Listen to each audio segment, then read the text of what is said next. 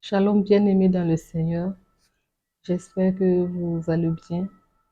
De mon côté, je bénis le Seigneur. Aujourd'hui, j'aimerais que nous passions un petit temps au pied du Seigneur à méditer et à intercéder pour ceux qui souffrent dans leur corps actuellement. Avant la prière, j'aimerais lire quelques passages. Si vous avez votre Bible à côté, vous pouvez lire avec moi. Ma Bible, c'est la version Parole de vie. Matthieu chapitre 9, le verset 35 et 36. Jésus passe dans toutes les villes et dans tous les villages. Il enseigne dans les maisons de prière juives. Il annonce la bonne nouvelle du royaume. Il guérit toutes les maladies et toutes les douleurs.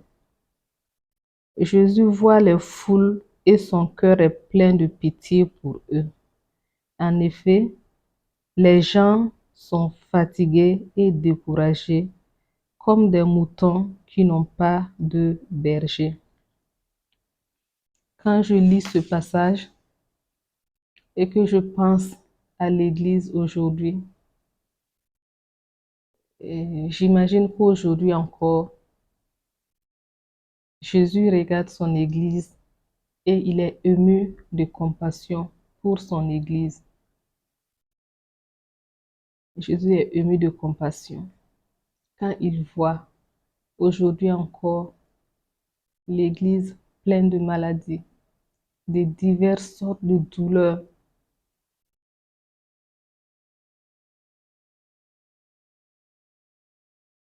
L'Église, l'épouse du Christ, qui vit encore aujourd'hui, fatiguée et découragée, comme des moutons qui n'ont pas de berger. Il ne devrait pas être ainsi.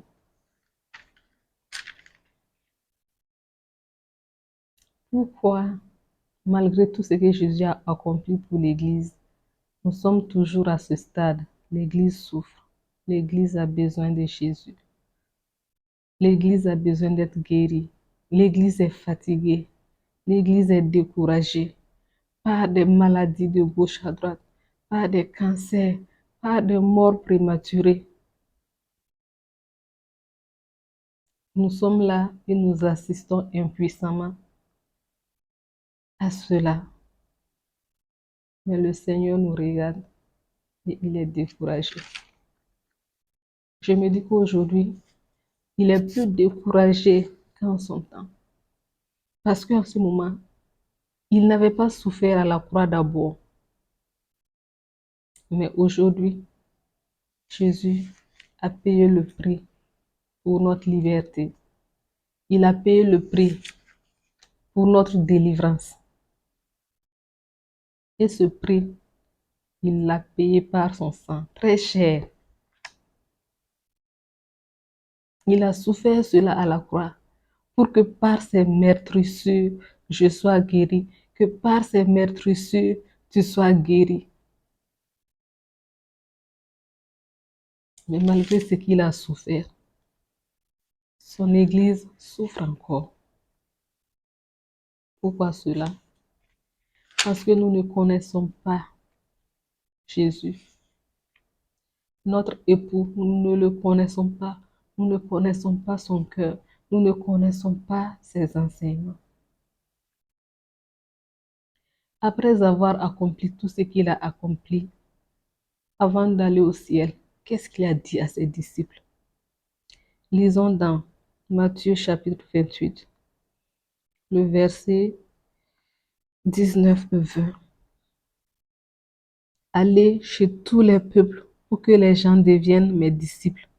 Baptisez-les au nom du Père, du Fils et du Saint-Esprit.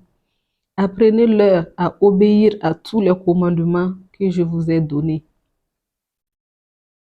Nous sommes appelés à être en bonne santé et aller vers les malades, vers ces nations sans loi, vers ces nations sans un vrai Dieu, pour faire de les disciples et les apprendre à obéir à tous les commandements que Jésus nous a laissés. Mais est-ce que nous-mêmes, l'Église, nous connaissons les commandements que Jésus nous a laissés? Si nous ne les connaissons pas, comment allons-nous apprendre à ceux qui ne le connaissent pas à obéir à ces commandements-là? Si nous ne connaissons pas Jésus, si nous ne connaissons pas sa parole, comment pouvons-nous enseigner d'autres personnes à le connaître et à obéir à ses commandements?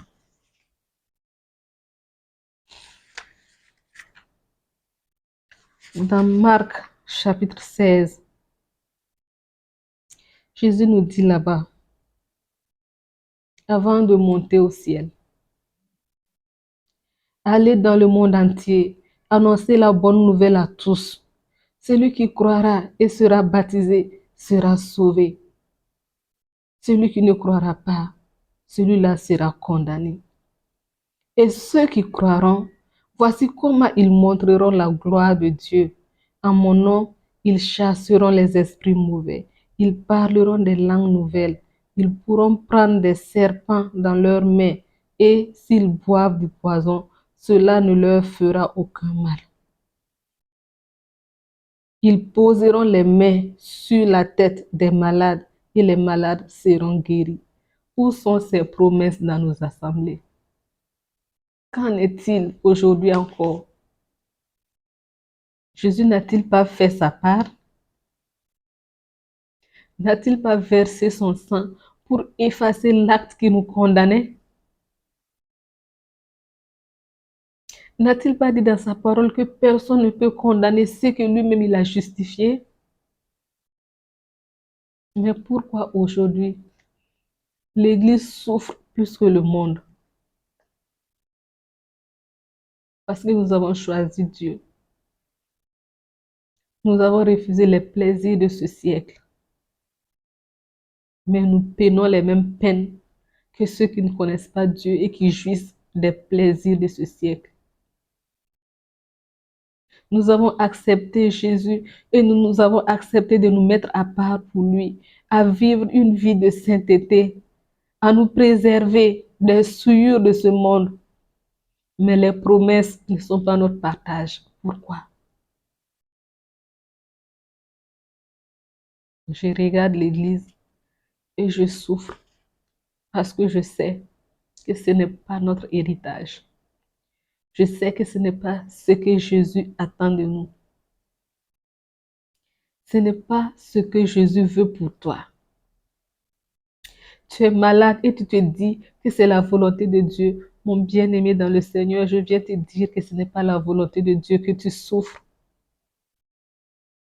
Quand il était sur terre et il voyait des peuples, il avait pitié d'eux.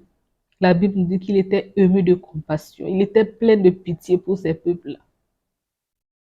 Mais aujourd'hui, toi, tu dis l'aimer, toi, tu dis l'accepter, mais tu souffres.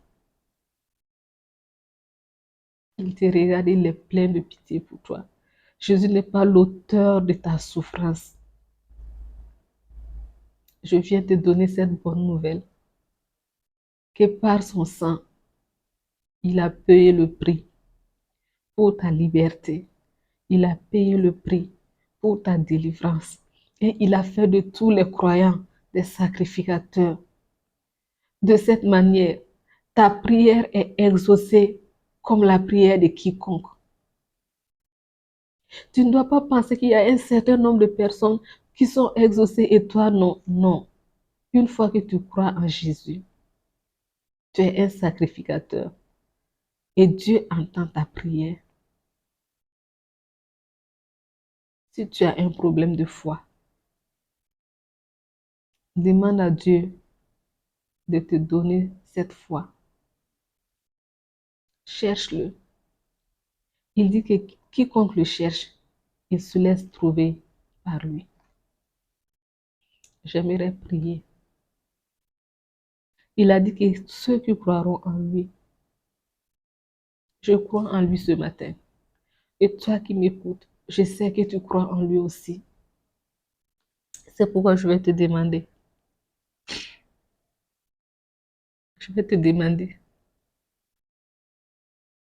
de te connecter à Dieu maintenant. Accepte que son esprit te remplisse.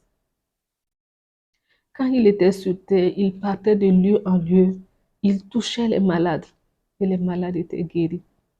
Aujourd'hui, toi qui crois en lui, c'est toi qui dois aller de lieu en lieu pour toucher ceux qui ne le connaissent pas parce que l'Esprit de Dieu habite déjà en toi.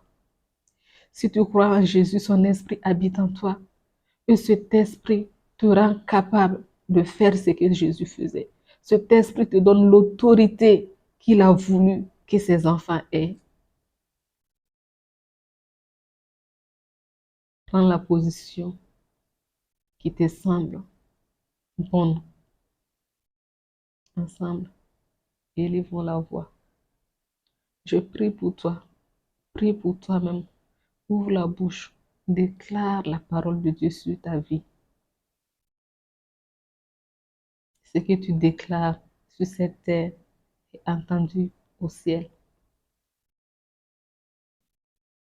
Nous allons lire Matthieu 18, le verset 18-19, avant de commencer la prière. C'est Jésus qui parle.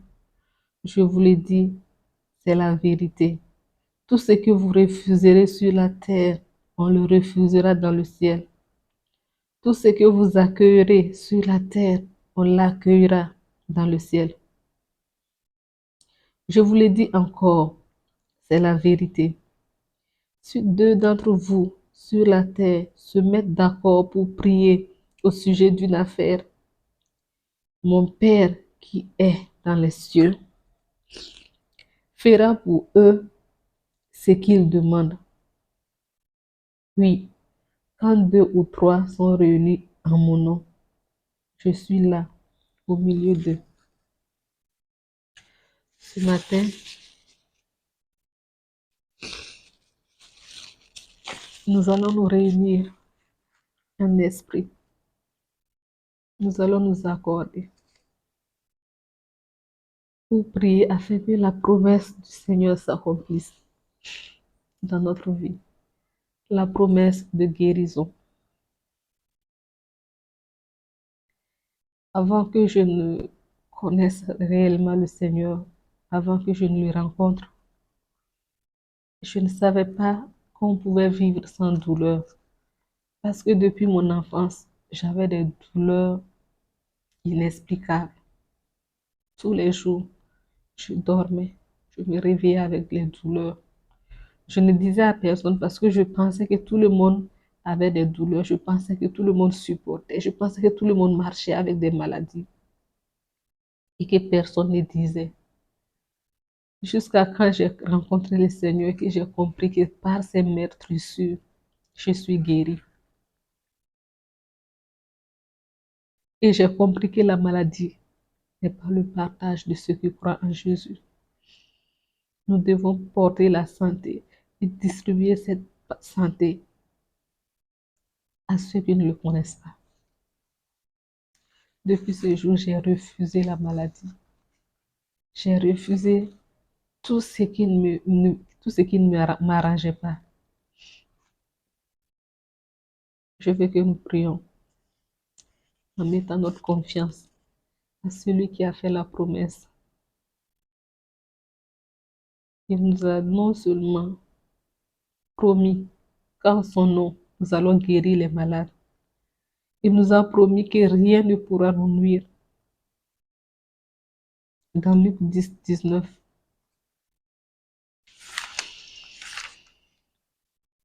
nous allons lire Luc 10, 19.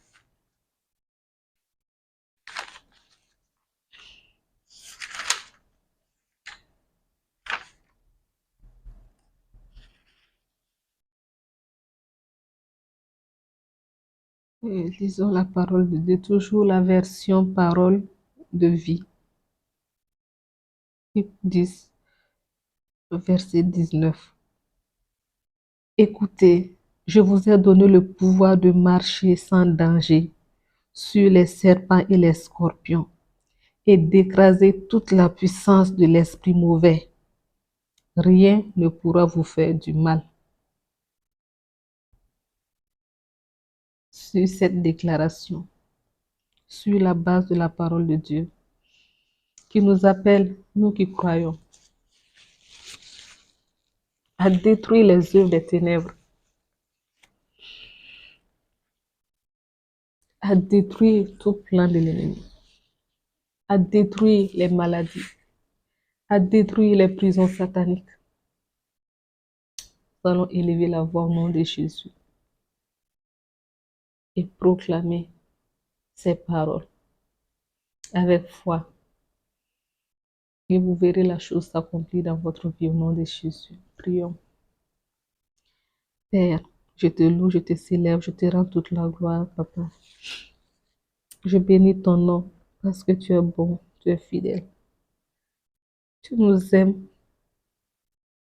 Tu as prouvé ton amour pour nous à la croix du calvaire. Toi qui es juste, tu as accepté le sort qui était réservé à nous, des injustes. Tu as accepté souffrir pour que nous, aujourd'hui, nous soyons délivrés des pièges de l'ennemi. Père, je prie ce matin pour tes enfants qui espèrent en toi et qui entendent ma voix, qui souffrent dans leur cœur, qui souffrent dans leur corps. Touche-les, Seigneur. Au nom de Jésus, guéris-les. Au nom de Jésus, libère-les. Que la gloire, l'honneur, la magnificence te soient rendus à jamais. Je crois que tu entends ma prière et que tu les exauces maintenant. Que toute captive soit libérée à l'écoute de ma voix au nom de Jésus. J'ordonne à tout esprit d'oppression de quitter le corps maintenant au nom de Jésus. Lâchez prise par le feu du Saint-Esprit. J'asperge le sang de Jésus maintenant sur tous les enfants de Dieu et que ce sang parle à leur faveur. Au nom de Jésus, j'ai prié. Amen. Merci Seigneur. Merci pour ta délivrance. Merci pour l'œuvre de la croix. Merci pour ce que tu as déjà accompli pour nous. Merci pour ce que tu as fait. Merci Seigneur pour ce que tu feras encore. Sois glorifié et sois magnifié à jamais. Au nom de Jésus. Amen. Amen. Soyez bénis dans le Seigneur.